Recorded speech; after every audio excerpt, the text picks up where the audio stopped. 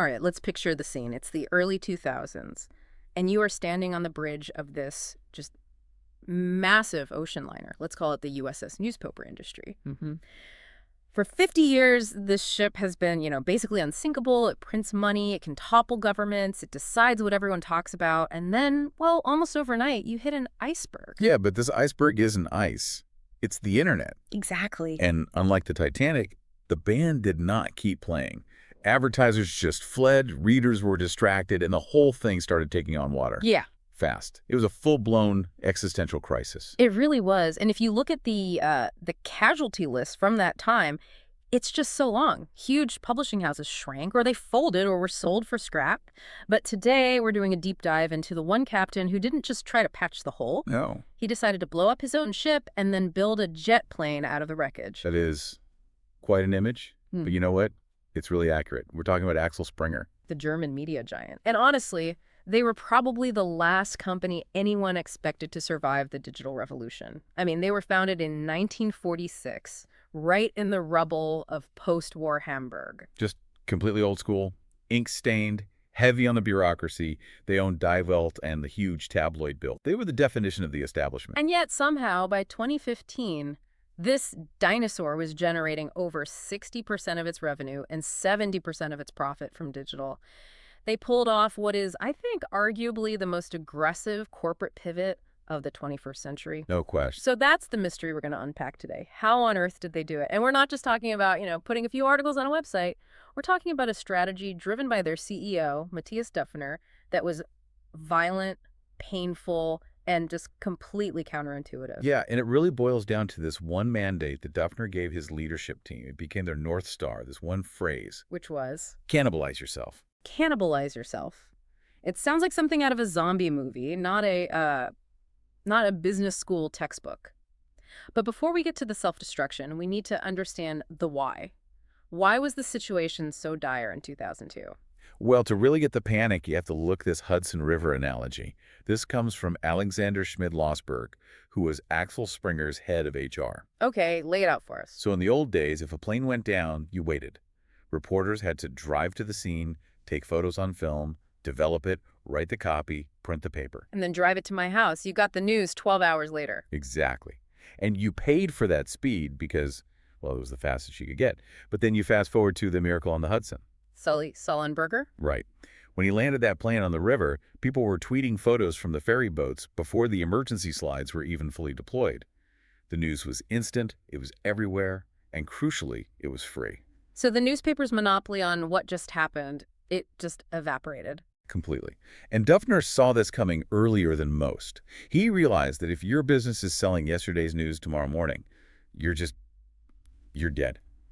So in 2002, he announces this new philosophy. He says, the real challenge is not to protect printed papers, but to emancipate the idea of a newspaper from paper. Emancipate the newspaper from paper. That's a great line, but, that must have terrified the staff. Their whole identity was ink and wood pulp. Oh, it terrified everyone. But Döpfner wasn't just being philosophical. He broke this whole idea down into three very specific pillars. And this is where I think most people get the story wrong. They think it was all about online journalism. It wasn't. That was only pillar one, paid content, the journalism. Pillar two was marketing, so finding new ways to sell ads. But pillar three, that was the real financial engine, classifieds. Classifieds. You mean the back of the paper, like help wanted, used car, apartment for rent. Precisely. We forget this now, but in the 90s, classifieds were this hidden gold mine for newspapers. They had insane margins. You didn't need a journalist to write them. The customer wrote their own ad, paid by the line, you just printed it.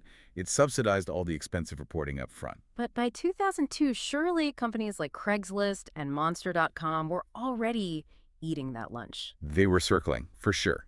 And that was Döpfner's insight. He knew that if Axel Springer lost the classifieds business to the tech giants, the journalism just couldn't survive on its own. The math didn't work. So he had to get those marketplaces online and fast. Okay, so the strategy is move news, ads, and classifieds to the internet. That was illogical enough. But here's the problem, and I see this in the financial notes. The margins on print were huge. Build was making, what, a 20% margin? At least. And digital margins back then were less than 1%, sometimes negative. So just imagine walking into a boardroom or a union meeting and saying, hey, everyone, I have a great idea. Let's stop doing this thing that makes us rich and start doing this thing that makes us pennies. You can imagine the reaction.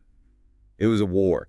The editors were screaming, "Are you crazy? We are killing our proven business model." They felt like they were being asked to starve the cash cow, to feed this tiny digital calf that might not even survive. And this is where that cannibalize yourself mandate stops being a metaphor and starts getting, well, very real. Andreas Weil, the president of marketing, he put it brutally. He told the staff, "Cannibalize yourself. It doesn't hurt as much." What does that actually mean, though? It doesn't hurt as much. It means that if we are the ones to destroy our print business by moving our own readers to our own digital platforms, yes, we lose margin. But at least we get to keep the customer. Okay. If we just wait and Google or some startup takes that customer, we lose everything. We just die. It's better to be your own assassin than to let a stranger do it. That is just incredibly cold, rational logic. But people aren't always rational. How did they actually manage that transition without a full-blown staff revolt? They basically tried two different experiments. It was like an A/B test with their two biggest brands. With Build, the huge tabloid, they kept the teams totally separate. They built a digital fortress that was physically away from the print newsroom. Why separate them? I mean, usually you hear companies talking about synergy and integration. Because of the corporate immune system. They knew that if they put that scrappy little digital team inside the powerful Build print office, the old guard would just crush them. They'd impose print deadlines, print hierarchy, print thinking. They had to protect that new culture until it was strong enough to fight back. That's interesting. And the other paper, Die Welt. Die Welt is a broadsheet, more intellectual, a smaller staff. So there, they integrated immediately. One newsroom, serving both print and online. So which one worked better? In the short term, that separation was vital for Build. But the end goal was always integration. The bigger challenge, though, wasn't internal. It was external. It was getting the audience to actually pay. Right. The whole paywall discussion. I remember around 2009, the mantra online was, information wants to be free. If you put up a paywall, you were a dinosaur who just didn't get it. And Axel Springer stood firm. They were one of the first major publishers to say, no, good journalism costs money. You have to pay. They launched Build Plus, which was a freemium model. Breaking news is free, but if you want the deep dive, the exclusive interview, you pay. And they had a secret weapon for that, right? I saw Bundesliga in the notes. Sports. It's the ultimate cheat code. They bundled video highlights of German soccer matches. So if you want to see the goal on your phone 5 minutes after it happened, you paid up. That's smart. People might not pay for an op-ed on tax policy, but they will absolutely pay to see their team score. Exactly. And it retrained the German consumer. It sent a clear signal that digital content wasn't a right, it was a product with value. Okay, so that helps stabilize the journalism. But let's go back to the cash cow, the classifieds. You mentioned earlier that Axel Springer didn't have the tech DNA to build these platforms, so how'd they do it? They realized pretty quickly they couldn't build. They didn't get SEO, they didn't understand algorithm design. So they decided to buy. But, and this is really key, they didn't play venture capitalist. They weren't buying two guys in a garage with a PowerPoint. No gambling on early-stage startups. No. They bought late-stage winners, companies that were already profitable, already dominating their niche, but just needed the capital to scale up. So give us the big examples. Okay, take Stepstone. It was a job portal, basically a competitor to Monster.com. Springer bought a majority stake and then used their massive media reach, all those millions of Build readers, to just funnel traffic to Stepstone. They turned it into the European market leader. That's a classic leverage play. You use the dying asset, which is print reach, to pump up the growing asset, the digital platform. Correct. And they did the exact same thing with real estate, buying Solager in France and Immoweb in Belgium. These are high-margin, automated businesses. There's one acquisition in here I want to dig into because it sounds kind of boring, but it's actually revolutionary. Xanox. Yeah, Xanox. This was their big play into the marketing pillar. To understand why this is so important, you have to get the difference between display ads and performance marketing. Okay, break it down for us. A traditional newspaper ad is display. You pay, say, 50,000 euros for a full-page ad. Maybe people see it, maybe they turn the page. You're paying for the space. It's pay and pray. Right. There's no click-through rate on paper. Exactly. Xanox was purely performance marketing, affiliate networks. So in that world, the advertiser only pays if a customer clicks the link and actually buys the product. That shifts all the risk onto the publisher. If I run your ad and nobody buys anything, I make zero. Yes. And by buying Xanax, Springer was basically admitting the days of lazy ad revenue are over. They accepted that in the digital world, they had to be accountable for actual results. It was a really humble move, admitting that their old model was obsolete. Speaking of humble, their management style for these acquisitions was unusual too. I mean, usually when a big German conglomerate buys a tech firm, they just crush it with bureaucracy. Welcome to the family. Here's your 400-page HR handbook. The Borg approach. Resistance is futile. But Springer did the total opposite. They bought majority stakes, but they kept the founders in charge. They explicitly told them, "We bought you because you are fast. We are slow. Please do not become like us." They even kept them away from the corporate IT systems. That takes an incredible amount of discipline from a CEO. But here's the elephant in the room. Buying Stepstone, Saveliger, Xanax, this must have cost billions. Axel Springer was rich, but they weren't Google rich. Where did all that money come from? This brings up to the most emotional and honestly the most brutal part of the whole story. To pay for the future, they had to sell their past. The family silver? In 2013, they dropped a bomb. They announced they were selling their regional newspapers, including the Hamburger Abendblatt and the Berliner Morgenpost, plus all their women's magazines and TV guides. Wait, the Hamburger Abendblatt, that's the paper the company was founded on. That's the paper that built their headquarters. It was the heart and soul of the company. The case study we looked at describes the town hall meeting where they announced it. It was just visceral. The executives were booed on stage.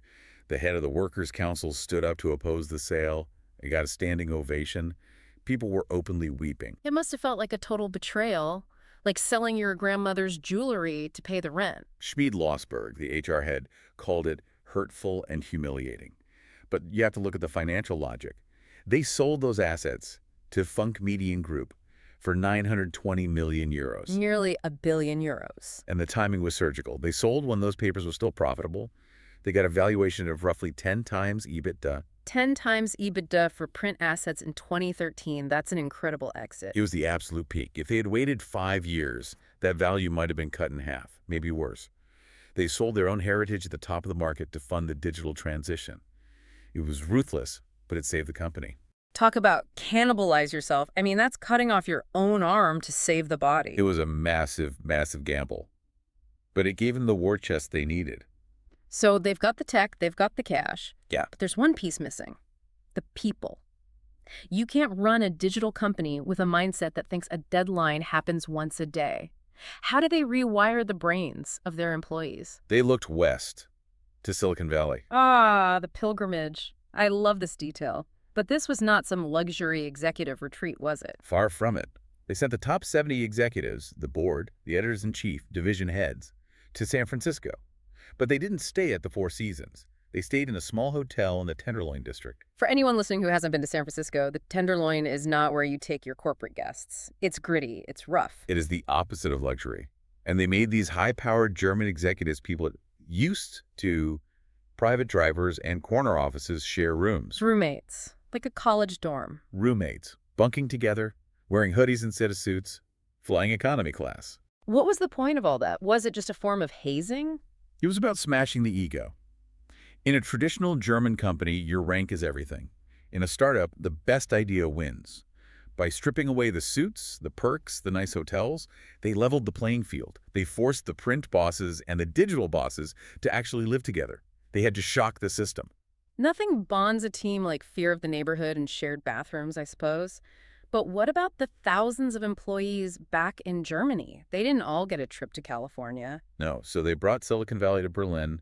They started these internal education campaigns. They had buzzword decoders, these short 2-minute videos explaining things like programmatic advertising or algorithms. They held pizza connection lunches where 100 employees would just eat and debate the future of digital. It sounds like they were trying to make digital literacy a basic requirement for the job, not just some specialized skill for the IT guys in the basement. Precisely. They had to shift the entire value system from perfection to beta. In newspapers, you can't make a mistake, right? Once it's printed, it's forever. Perfection is the standard. In digital, you launch something, you break it, you fix it, you iterate.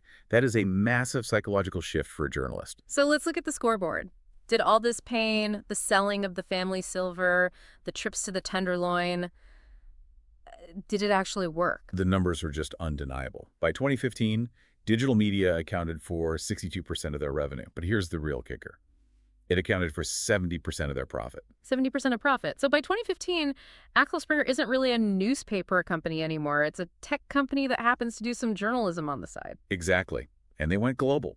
They bought Business Insider for $343 million, which gave them a massive English-speaking audience. They partnered with Politico to launch in Europe. They became the 6th largest digital publisher in the world. That is just an incredible turnaround. But the story doesn't quite end there, does it? Because just as they conquered the shift from print to digital, a new monster appeared at the top of the mountain. The frenemies. Facebook, Google, Apple. This is the battle they're fighting right now. It's no longer about print versus digital. It's publisher versus platform. Explain that tension. I mean, Google sends them traffic, right? Google sends traffic, which is great, but Google also scrapes content and puts it in the search results so you don't even have to click, which is bad. Facebook wants you to read the news inside the Facebook app so you never leave. And Apple has Apple News. Right, it's the Apple News dilemma.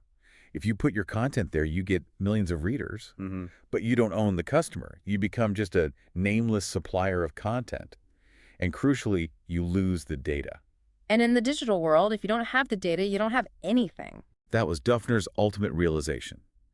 In the old days, the physical paper was the link between the reader, the ad, and the classified. In the new world, data is what connects them. If Facebook owns the data, Facebook gets the money. So the strategy had to shift all over again, from building digital products to fighting for data sovereignty. Yes, and Axel Springer's been one of the most vocal critics of Google in Europe, pushing for copyright laws and fair use payments. But here's the thing. Because they did all that hard work early, because they cannibalized themselves when they had the chance, they actually have the resources to fight that war. Most other publishers are too broke to even have a seat at the table. It really is a masterclass in short-term pain for long-term gain. I mean, they endured the pain of firing people, selling heritage brands, and angering unions just to stay in the game. It reminds me of the thought from the notes, something Matthias Duffner said, that I think applies to everyone listening, not just media moguls. What's that? He basically posed a challenge. He said that if independent information isn't a real need of society, something people are actually willing to pay for, then we should all just forget about journalism. That is a heavy thought to leave on. It puts the responsibility right back on us, the consumers. If we want good reporting, we can't just expect it to appear on our timeline for free. Because if you aren't paying for the news, someone else is. And that someone is advertisers, algorithms, or political interests. And as Axel Springer proved, the only way to stay independent is to build a business model that actually works. Value what you read. That's the takeaway. Thanks for diving into this with us. It's a fascinating look at how a dinosaur learned to dance. A pleasure. That's it for this deep dive. We'll catch you on the next one.